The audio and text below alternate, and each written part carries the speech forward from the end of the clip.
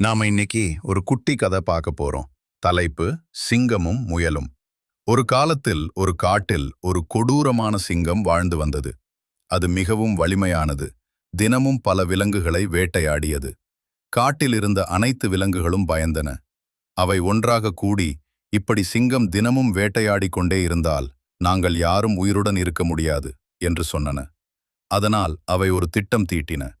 அவை சிங்கத்திடம் சென்று, அரசே, நீங்கள் தினமும் வேட்டையாட வேண்டாம். அதற்கு பதிலாக நாங்கள் தினமும் ஒரு விலங்கை கொண்டு வருகிறோம் என்று கூறின. சிங்கம் அதற்கு சம்மதித்தது. அதன் பிறகு தினமும் ஒரு விலங்கு சிங்கத்திடம் அனுப்பப்பட்டது. ஒரு நாள் ஒரு சிறிய முயலின் முறை வந்தது. முயல் இறக்க விரும்பவில்லை. அதனால் அது ஒரு புத்திசாலித்தனமான திட்டத்தை நினைத்தது. அது மிகவும் மெதுவாக சிங்கத்தின் குகைக்குச் சென்றது.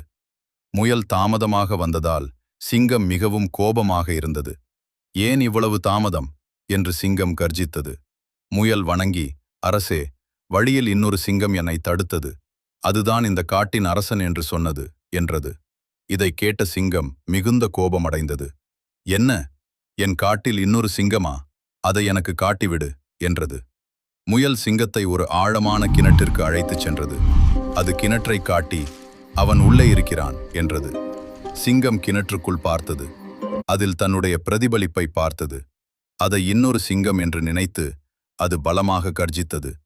அதன் பிரதிபலிப்பும் அதேபோல் கர்ஜித்தது.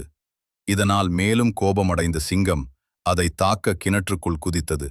ஆனால் அது தண்ணீரில் விழுந்து மூழ்கி இறந்தது. முயல் பாதுகாப்பாக திரும்பி வந்தது. அனைத்து விலங்குகளும் மகிழ்ச்சியுடன் கொண்டாடின. ஏனெனில் காடு இப்போது சுதந்திரமானது. கற்றுக்கொள்ள வேண்டிய பாடம்: அறிவு வலிமையை விட பெரியது. நன்றி.